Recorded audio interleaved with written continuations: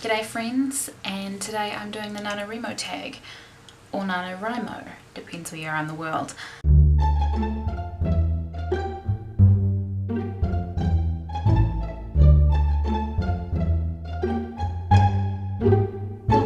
Just thought I'd do this because it's the middle of NaNoWRIMO, and I haven't written nearly enough for the point that I am at.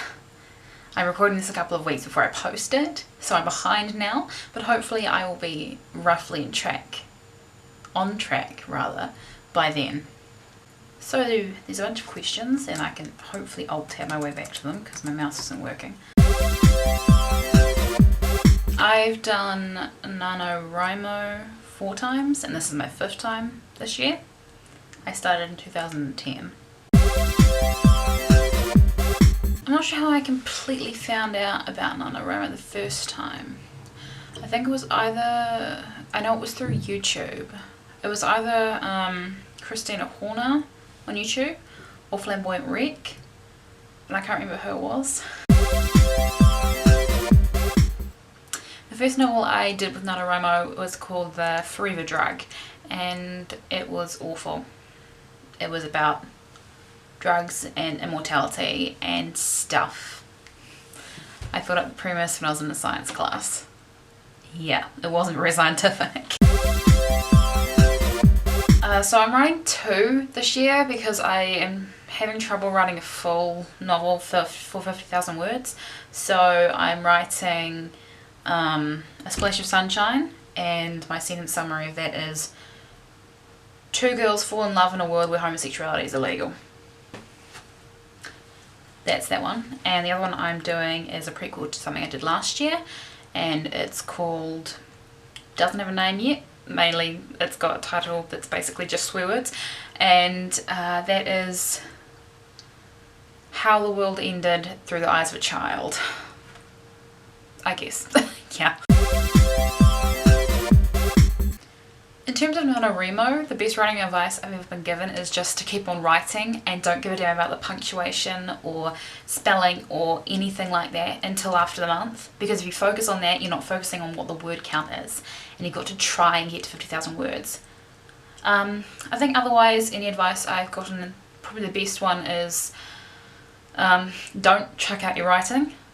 Like, even if it's awful and you really hate it, just hold on to it, just keep it with you, because it might help you out later in life, and you might look back at it later in life and realise that it wasn't so bad after all. It's what created you as a writer, so don't chuck it out. I've never taken a year off from NaNoWRIMO. I've come pretty close though. Like, I've had NCA exams 2012, 2013, 2014, so I had to kind of do this thing kind of down low when I wasn't examining, and I've come pretty close to quitting, but I haven't so far. My biggest inspiration is probably just things in my head. I come up with a lot of ideas in the shower, and a lot of them are really, really out there. Like, honestly. Oh, and dreams, and my friends. Like, my first Nano novel was an idea from a friend in a science class. Right, so I'm not going to read the first sentence because generally most of my stories start with character's name does something, and it's not very interesting. Oh yes. Her voice dropped in a manner that suggested to Robert that his men were off doing sordid, dastardly deeds with the nearest wench available. He wasn't sure if he'd be able to get them back by the end of the day. And there was also that matter of payment.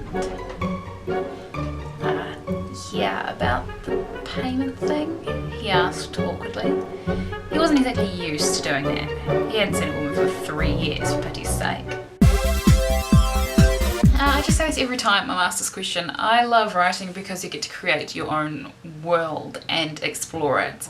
And no world is the same unless you're writing, like, I don't know, a series. But your world comes directly from your head. It's created by you, and it's just so fascinating to see the difference you get and how passionate and how into your world you can get.